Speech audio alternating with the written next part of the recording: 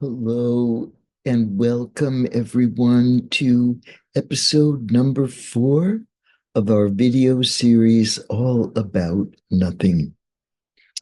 And today I'm going to talk to you about a sort of complicated concept, which I call the one-person psychology. And it's a neglect personality or a neglect character tendency that I came to notice and became very interested in some time ago. So I want to talk to you a little bit more about that because often partners of a child of neglect will be really sort of irritated by this tendency, and the child of neglect probably doesn't even realize that they have it. So I'm going to start with a little bit of a personal story, and that is a couple of weeks ago, I had the rare opportunity to see a very old friend. I mean, someone who I hadn't seen in over 40 years. So when you get as old as I am, you can start saying and remembering things that happened 40 years ago, which is kind of hard to imagine, hard to believe. And I'm sure a lot of you are not even 40 yet. So it's definitely hard to imagine, but it certainly is for me also. And this was a person who actually belonged to an earlier, what I think of as an earlier lifetime, where before I studied psychology, before I had my own kind of breakdown that sort of forced me to think more about psychology, I was very much the political activist. And my whole life was around political work. So this was a person who came from that time in my life. And they say there's no mirror like an old friend.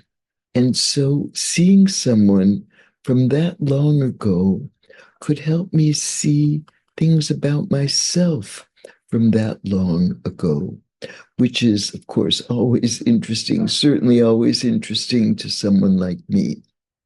So we were talking and we were having a conversation about the government and the changes in this country, in the US. And I was talking about the previous Trump administration and what it was like back in the 2016, 2017 to 2020 era, in certainly in my psychotherapy practice. And of course, I was using language that someone who's not in my psychology/trauma world would understand.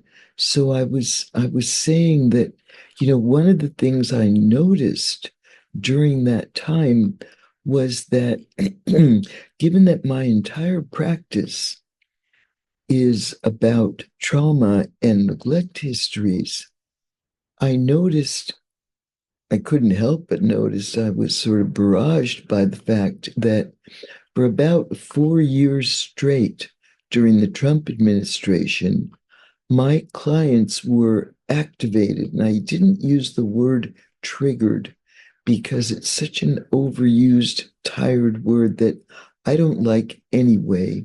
But also, I didn't want to use a buzzword with these friends that were really not of that world. So I said, so during that time, almost all of my clients stayed pretty activated. And the things that would happen every day in the world, every day with that government, would somehow remind them of one or another aspect of their trauma or abuse histories. And my friend was so fascinated with that. The idea that something that's happening in the present that's distasteful would bring up material and memory from something that happened in the past. Now, for us, for people who live, sleep, breathe, think, eat, all of that, trauma and neglect, it's a no-brainer. It's like we're always thinking about trauma activation and trauma triggering. And here was this person who was so amazed. And he said, "Wow, have you written about that?" And I thought, how odd. It didn't even occur to me to write about that. It's so obvious. It's such a daily part of our life that it didn't occur to me that it would be fascinating to someone in a completely different aspect of the world that we all live in. And that made me think of the one person psychology. So I'm going to tell you a little bit about that. And probably you're aware of it. And if you have a partner or a loved one or a friend or a family member who behaves in these ways, maybe it will make more sense to you and maybe it will be less aggravating or less frustrating to you when you understand better what it's all about. So here's the backstory. The child of neglect is has an interesting dichotomy in their awareness because on one hand, as you've probably noticed, if not about yourself, other neglect survivors that you know, they're very other directed. It's why we're such good therapists, because we're so hyper attuned to the details, the innuendo, the nuance, the little communications of emotion or need or threat or anything specific and perhaps threatening about the other. I know with my own mother, I was acutely tuned in because she was very anxious and she was very sensitive about order in the environment. So I was always kind of scurrying around trying to make order around her so she would be a little calmer.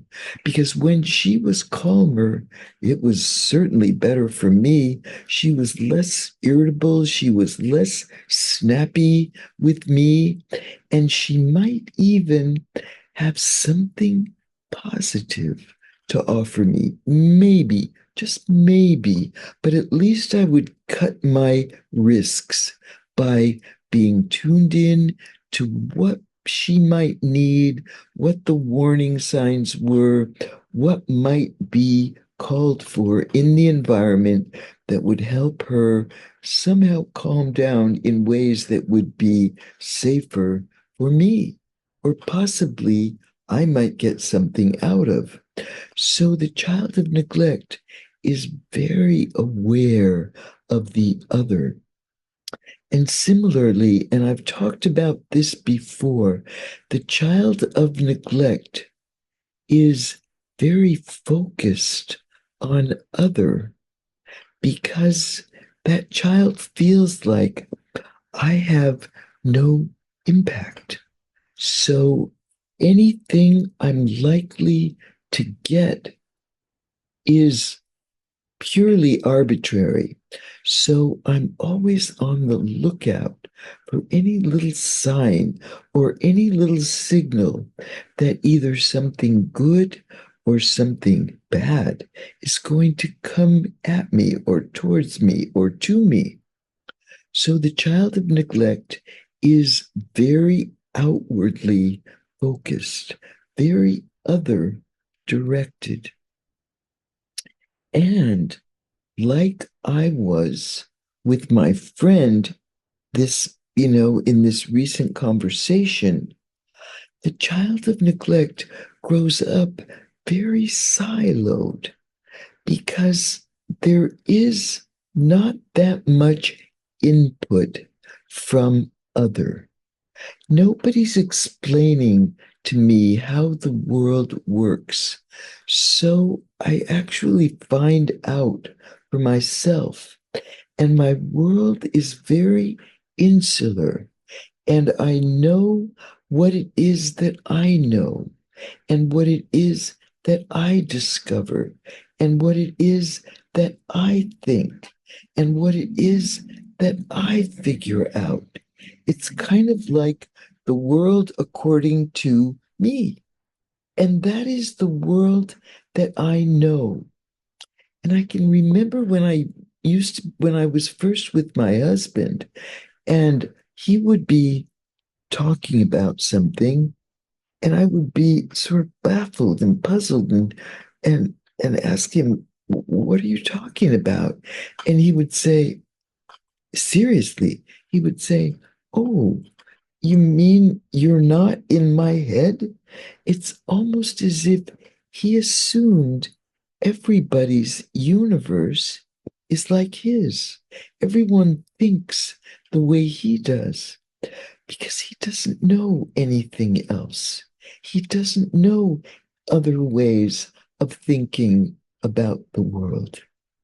And similarly, the child of neglect very often doesn't really see or doesn't really think or doesn't really notice the other or think about differentness or, the fact that the other may not be with me. I can remember when we were first together and we'd be walking and he'd be like 6 feet ahead of me and he didn't even realize that I wasn't there. And I would think, what is wrong with this person? Does he not know how to walk with another person? No, he didn't, because he never did. He always walked by himself. So it doesn't occur to him to look and see that I'm there, or to look and notice that I'm not with him, or that he's way ahead of me and I can't keep up. And similarly, I had one couple, for example, where the male partner was very, very tall, like, you know, several heads taller than the spouse, the wife. And she was the one who did most of the cooking.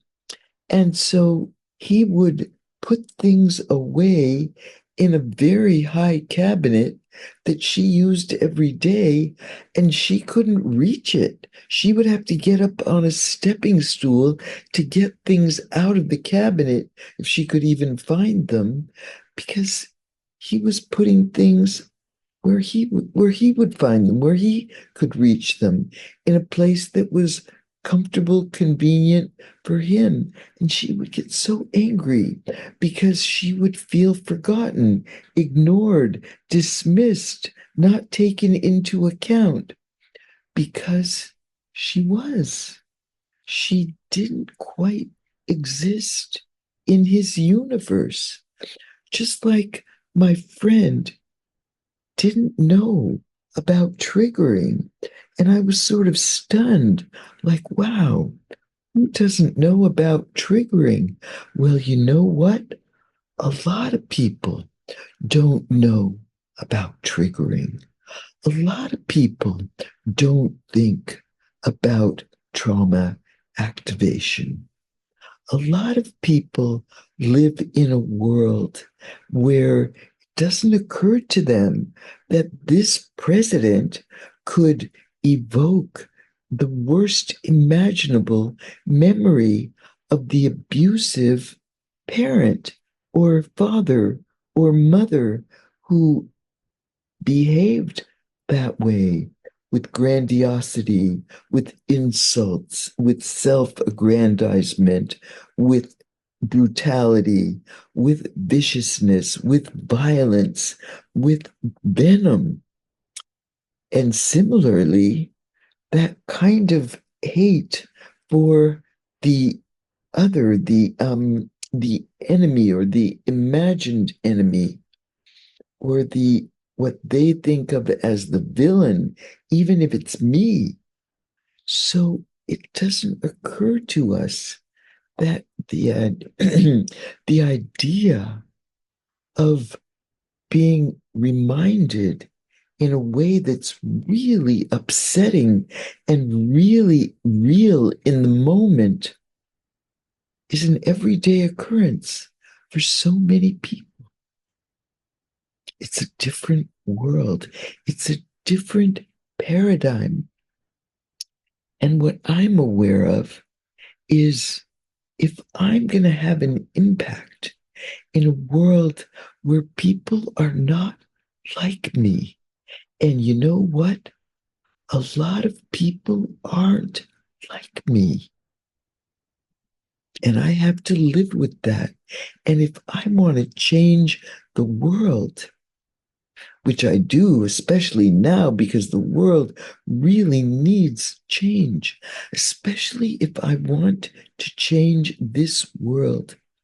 I really have to learn about how other people think, which means I need to understand the, the insular way that I think and also where that came from so that I can have compassion for me or for others who have that very siloed mentality, which I call the one person psychology. I'll say one last thing, which I think is interesting. And this goes back to my own history. When I was, 12 years old, and one of the events in my life that was really, really important and kind of like life changing for me because I was so invisible and I was so unacknowledged and I had so little regard for anything that I might think of as a strength or a talent. And there was an essay contest. I was in ninth grade and my teacher, who was kind of a tyrant, but she recommended that we all enter this essay contest. And it was a nationwide essay contest that was from ages, from grade levels, ninth grade, all the way through graduation from high school. So in the US, that would be ninth grade through 12th grade. So I was a ninth grader, and it was kind of presumptuous for a ninth grader entering this essay contest nationwide about and with people who were all the way up to 12th grade, which was 1 year older, which was 4 years older than me.